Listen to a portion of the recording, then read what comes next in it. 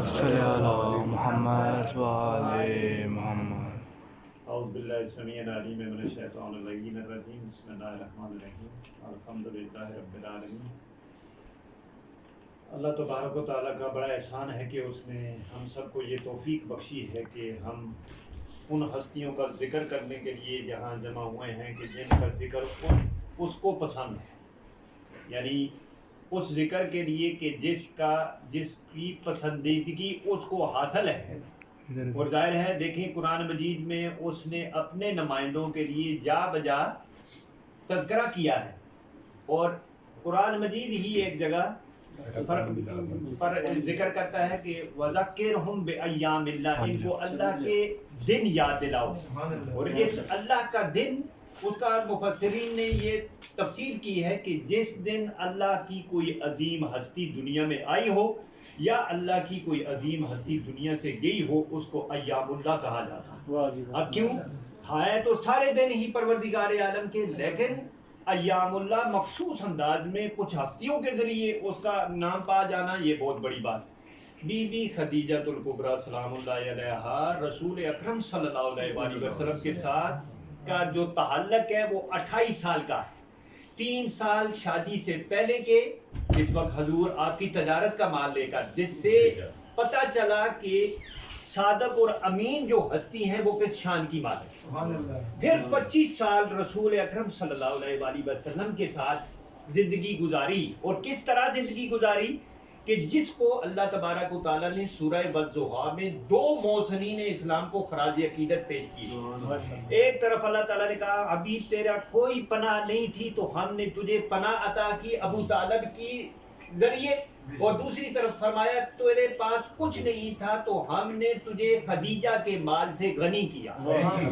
یعنی اللہ تبارک و تعالیٰ نے ان 2 محسنین اسلام کی باقاعدہ ایک سورہ اتار کر، اور دیکھیں انہی 2 محسنین اسلام کو جب دنیا سے اٹھے، نبیوں کے سردار نبی جن کی زبان وہی ترجمان تھی، انہوں نے اس سال کو عام الحزن کا نام دیا. ہم دیکھیں اگر کوئی ہمارا قریب ترین دوست مر بھی جائے تو 1 دن 2 دن 3 دن سو کریں گے.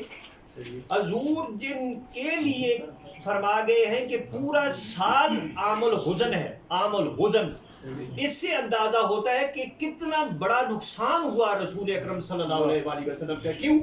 جب تک یہ 2 ہستیاں مکہ کی زندگی میں تھے. دیکھیں پہلے 53 سال حضور کی زندگی مکہ میں گزری ہے. 40 سال نبوت سے پہلے، اعلان سے پہلے، اور 13 سال بعد، اور آخری 10 سال مدینہ. لیکن وہ پہلے 53 سال میں آپ کی جو سب سے بڑی پناہ گاہ تھے، مالی طور پر مال پرووائڈ کیا ہے بی بی خدیجہ الکبریٰ سلام اللہ علیہا نے. اور حضور جو کہ حقیقت شناس ہستی تھے اور اللہ کے حکم کے علاوہ کوئی بات ہی نہیں کرتے تھے، ساری زندگی بی بی خدیجہ کو، چاہے وہ مکی زندگی ہو چاہے وہ مدنی زندگی ہو، ہمیشہ اٹھتے بیٹھتے بی بی خدیجہ کو خراج عقیدت پیش کرتے ہیں. اور حضور کا آپ دیکھیں آخری حج کے لیے جب گئے، اسی صفا و مروہ کے پاس ہی بی بی خدیجہ کا اپنا گھر. اور یہ تاریخ نے بہت خوبصورت الفاظ موجود ہیں، جب دولہا بن کر ہمیشہ دلہن دولہے کے گھر جاتی ہے، بی بی خدیجہ نے جناب ابو طالب سے ریکویسٹ کی کہ آپ کا گھر ذرا اس حوالے سے چھوٹا ہے، میری حویلی اس حوالے سے بڑی ہے، میں ریکویسٹ کرتی ہوں کہ محمد میرے گھر تشریف لائیں. اور جناب ابو طالب جو کہ خود بھی اپنے قبیلے کے سردار اور رائل فیملی مکہ کی اس وقت یہ تھی. کیوں؟ جناب ابراہیم و اسماعیل کی اولاد سے یہ رائل فیملی مکہ کی، اور کعبے کے وارث، کعبے کے متولی، کعبہ کے کلید بردار، یہ ساری ہستیاں تھیں. جناب ابو طالب نے اجازت دی، حضور اکرم صلی اللہ علیہ وسلم خود آئے ہیں، تھے دولہا لیکن دلہن کے گھر میں آئے ہیں. کہتے ہیں وہ گھر آج تک، یہ ابھی پیچھے سعودی عرب نے اس گھر کو ہٹایا ہے اس جگہ سے، اور اس جگہ سے آج تک وہاں سے خوشبو بلند ہوتی رہی. یعنی وہ گھر جس جگہ ایک مارکیٹ بن گئی تھی اور اس دکان سے ایسی خوشبو بلند ہوتی تھی. یعنی کیا؟ آخری حج کے لیے جب حضور اکرم صلی اللہ علیہ وسلم آئے، مدینہ سے مکہ میں آئے، تو ساری دنیا کعبے کے قریب ترین ہونا پسند کرتی ہے. حضور نے آج جہاں پر مسجد شجرہ ہے، مسجد شجرہ اس درخت کے نیچے ٹینٹ لگایا، کعبے سے کافی دور ہے جگہ، لیکن کسی نے پوچھا یا رسول اللہ کعبے کے قریب آپ کیوں نہیں ڈیرا لگاتے اور ادھر کیوں آپ نے ڈیرا جمایا ہے؟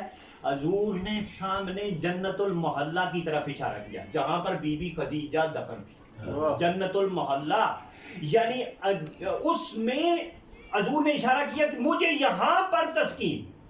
اب دیکھو ساری دنیا کو کعبے کے قریب تسکین محسوس ہوتی ہے، نبیوں کے سردار نبی کو بی بی خدیجہ کے پاس تسکین ملی، نہ صرف اپنی زندگی میں، اور یہی بات ہے 25 سال جو رسول کے ساتھ گزارے کس اخلاص کے ساتھ گزارے ہیں اس بی بی نے۔ آپ یقین مانیں ایک طرف وہ ملیکۃ العرب جس کی کہتے ہیں کہ 80,000 اونٹ اس وقت مال بردار ہر وقت سرکل میں رہتے تھے، 80,000 کا آج کل اگر آپ ٹریلوں کی شکل میں دیکھیں کہ کتنا بڑا، اور پھر کہتے تاریخ کہتی ہے کہ جب سونا اکٹھا کیا گیا حضور کو، جب بھی یہ تو دیکھیں حضور کے اعلان نبوت سے پہلے شادی ہوئی 25 سال میں 15 سال، یعنی شادی سے اعلان سے پہلے نبوت کے جتنا بھی یہ نہیں تھا کہ صرف مسلمانوں پر رسول بی بی خدیجہ کا مال خرچ کرتے تھے، بلکہ مکہ میں جب بھی کوئی کسی کا قافلہ لوٹ کر آ گیا ہے حضور گھر میں آئے، حضور کے چہرے کو دیکھ کر بی بی خدیجہ پوچھتی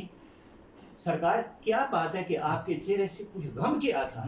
کہا بی بی کوئی قافلہ لٹ گیا ہے اور اس قافلے والوں کو بڑی تنگی ہے۔ بی بی کہتی ہے اگر ان کا قافلہ لوٹ گیا تو میرے مال میں تو کمی نہیں ہے، آپ کو جتنا چاہیے ہے۔ آپ دیکھیں مسلمانی کا بھی ہے، اس وقت کبھی بات نہیں تھی، یعنی کوئی بھی فقیر کوئی بھی مسکین، حتیٰ کہ اچھا قافلے والوں کا لوٹ جانا، قافلہ کوئی چھوٹی سے تعداد ہوتی ہے لوگوں کی، ہر ایک کا مال بھی بی بی خدیجہ کے مال، یعنی اسلام کے اعلان سے پہلے بھی بی بی خدیجہ کا مکے کیوں ملیکۃ العرب تھی، اور سارے مکہ کے لوگ مقروض تھے بی بی خدیجہ۔ یہی بات ہے جب بھی کوئی اسلام کی مخالفت کرتا تھا بی بی خدیجہ اس کو بلا کر کہتی تھی تجھے پتہ ہے تو نے میرے پیسے کتنے دینے، اور جب یہ بات کہتی اور کہتی محمد کی مخالفت چھوڑ میں نے تیرا قرضہ معاف۔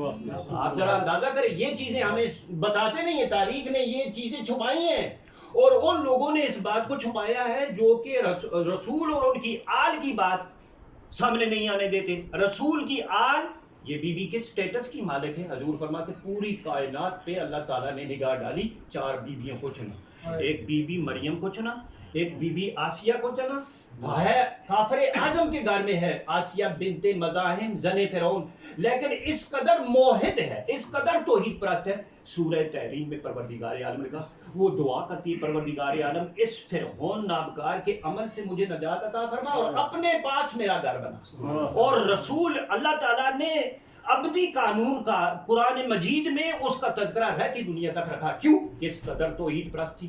پھر بی بی مریم ہے عیسیٰ علیہ السلام کلمت اللہ کی ماں، اچھا 2 بیویاں رسول کے گھر سے پروردگار عالم نے چنا۔ پھر بی بی خدیجہ الکبریٰ سلام اللہ علیہ کو اللہ تعالیٰ نے چنا، اور یہ کس شان کی مالک ہے؟ دیکھیں قرآن مجید کہتے ہیں وَسَلَامٌ عَلَىٰ عِبَادِ الَّذِينَ اصْطَفَىٰ، میرا سلام ہو ان میرے بندوں پر جن کو میں نے چنا۔ آل ابراہیم کی جب بات کر رہا تھا تو کہا ان اللہ اصطفیٰ آدم و نوحا و آل ابراہیم و آل عمران علی العالمین، ہم نے آدم کو چنا، نوح کو چنا، آل ابراہیم کو چنا، آل عمران کو چنا، علی العالمین عالمین پر چنا۔ قرآن ابراہیم علیہ السلام کا اس طرح اعلان کر رہا ہے، نبی جو وہی ترجمان زبان ہے وہ اعلان کر رہی ہے کہ 4 بیویوں کو کائنات میں پروردگار عالم نے چنا۔ ایک بی بی ہے ماں، ایک بی بی ہے بیٹی۔ بیٹی سٹیٹس میں اس قدر بلند ہے کہ وہ سیدۃ النساء العالمین کا سٹیٹس رکھتی ہے۔ حضور فرماتے میری بیٹی فاطمہ اولین و آخرین کی عورتوں کی سردار ہے۔ یہ سٹیٹس کیوں نہ پروردگار عالم رسول کے گھر کی 2 بیویوں کو دیتا، کیوں؟ اس لیے کہ یہاں پر تمام مراتب کی انتہا ہونی تھی۔ رسول ہیں سب سے بڑے عظمت کے مالک دنیا میں، سب سے دنیا اور آخرت میں، کیوں؟ لولاک لما خلقت الافلاک، تجھے پیدا کرنا مقصود نہ ہوتا تو میں افلاک کوئی پیدا نہ کرتا۔ اللہ تعالیٰ وہ باعث تخلیق کائنات نبی، ان کے ہاں جو بی بی عطا ہوئی، یہ بی بی اس عظمت کی مالک ہے کہ دیکھیں مختلف اس بات میں بہت زیادہ اختلافات ہے. اس بی بی کے سٹیٹس کا کف کا کوئی آدمی موجود ہی نہیں تھا. اور ہماری جو اہل بیت علیہ السلام کی روایات ہے وہ یہ کہتی ہے بی بی کی عمر رسول کے ساتھ شادی کی 40 سال کی عمر نہیں تھی. روایات 3 قسم کی ہے, ایک ہے 25 سال, ایک ہے 28 سال, ایک ہے 40 سال. اور ہمارے ہاں یہ ایکسیپٹ کیا جاتا ہے کہ 28 سال کی عمر تھی, رسول کی 25 سال کی عمر تھی اور شادی ہوئی. اور اس سے پہلے بی بی خدیجہ کی کوئی شادی نہیں ہوئی تھی. کیوں؟ نبیوں کے سردار نبی پروردگار عالم, کیا اس کے ہاں عورتوں کی کمی تھی کہ وہ پہلی عورت جو عطا کرے نبیوں کے سردار نبی کو وہ بیوہ ہو؟ نہیں, ہمارا ذہن بھی نہیں مانتا. اور تاریخ میں پھر تاریخ کے بیان کرنے والوں میں اس قدر یعنی یہ تضاد ہے اس حوالے سے. لیکن ہم اس روایت کو زیادہ اتھینٹک سمجھتے ہیں جو محمد و آل محمد نے بیان کی ہے, جس کا انہوں نے ذکر کیا ہو. اب فرماتے ہیں رسول اٹھتے بیٹھتے بی بی اس بی بی کا ذکر کرتے تھے. حتیٰ کہ ایک روایت یہ بیان کی گئی ہے غار حرا میں جب میں